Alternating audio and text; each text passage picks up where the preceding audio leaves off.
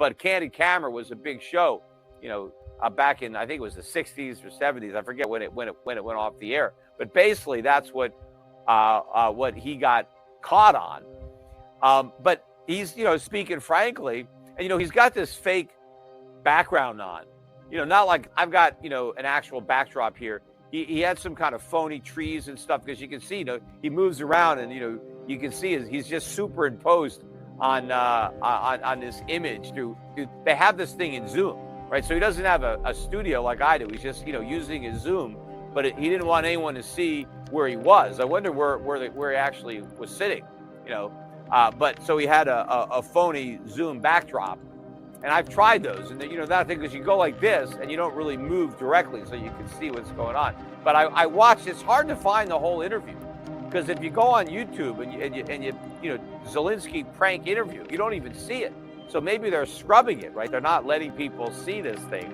So I just saw bits and pieces of it. I wasn't able to find, and maybe it's out there somewhere. It's just not easy to search it.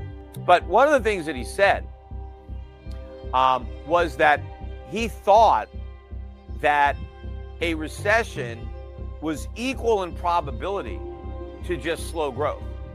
So it was either or, like kind of 50-50. This fake interview happened in January.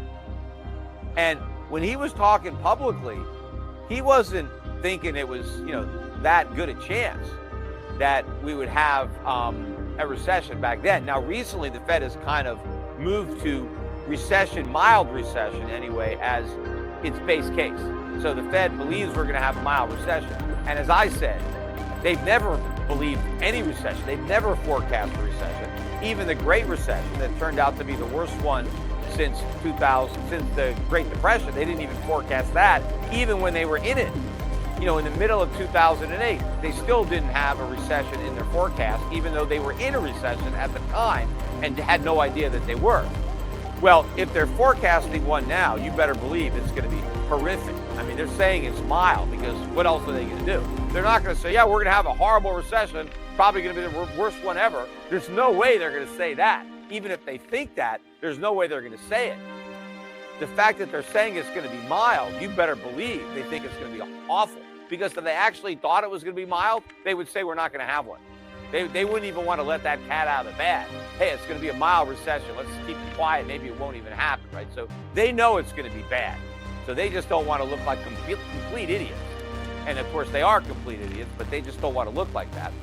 And so they're at least going to get out in front of it and say, well, we assume it's going to be a mild recession. And then when it turns out to be not mild, at least they were forecasting a recession.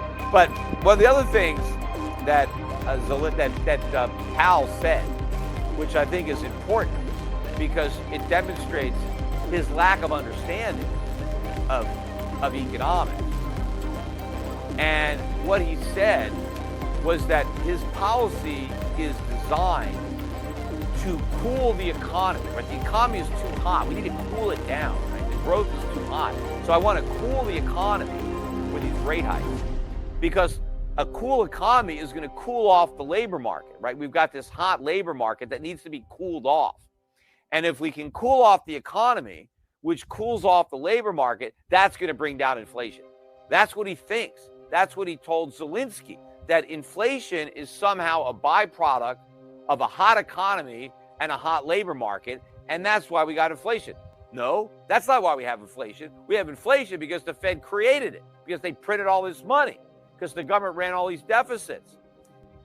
Economic growth's got nothing to do with it. In fact, if anything, real economic growth brings prices down, not up.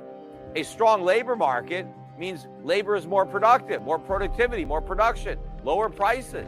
And in fact, we don't even have a strong economy anymore. He was talking about this quarter, January of this year. We just got the GDP numbers, only 1.1%. I mean, is that a red hot economy that you need to cool down? Doesn't seem too hot.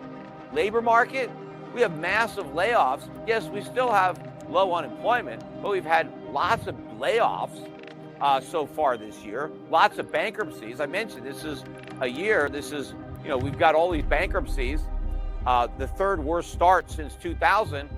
bankrupt companies lay off workers. They don't hire workers. They're getting rid of workers now. They're bankrupt. They don't need any workers. So we don't even have a strong labor market. Yet Powell wants to cool it off because he thinks that's going to bring down inflation. It's not. None of this stuff is going to bring down inflation because Powell doesn't even understand. If he's being honest with Zelensky, he is clueless about where inflation comes from. Right? So if you don't know where inflation comes from, how are you going to get rid of it? It's like a fireman doesn't know how fires start, doesn't know what makes wood burn. Well, how are you going to put out a fire if you have no idea, what they're about or how they started, right? So that's what we've got in Powell. But of course, most people who are listening to this, Powell talk about it, they don't know anything about economics either. I mean, the level of understanding in economics in the U.S. and around the world is so abysmally low that people don't even know enough about it to know when other people don't know anything about it. And if you don't know, if you haven't, let's say, studied economics, you didn't major in it or get a degree in it, and you see some big guy like Chairman of the Fed talking about it, you just assume he knows what he's talking about. Well, you'd be completely wrong. He has the faintest idea what he's talking about. None of these guys, in fact, pretty much everybody that has the word economist in their title knows nothing about economics. I mean, it really is amazing to see. I mean, I know that because I know something about economics. Now, I didn't learn it in school. See, that's why I know so much about it, because I didn't learn it through the university system where you basically get all your economic common sense brainwashed out of existence and you get, spoon-fed a bunch of crap. So when you graduate, you think you know something about economics and you don't know anything. I mean, that's why I'm able to forecast so early what's going to happen, because I do understand economics. And the reason that so many other people are so surprised by all these things that happen is because they don't understand it. Now, I know I get a lot of flack online. People say, look, Peter, you're wrong because you were too early. You've been saying this stuff for years, and yeah, some of the stuff that you predicted is finally happening, but you're wrong because you said it would happen 10 years ago or 20 years ago, whatever. Yes, I was early. I admit that. I'm always early, right? But that doesn't mean I'm wrong, right? I'm an economist. I'm not a god, right? I don't know exactly when things are going to happen. There's so many moving parts that I can't predict. And you have all of these forces that are acting to delay the day of reckoning. But what I do know, and what I've always said from the beginning, is the longer the powers that be succeed in postponing that day of reckoning,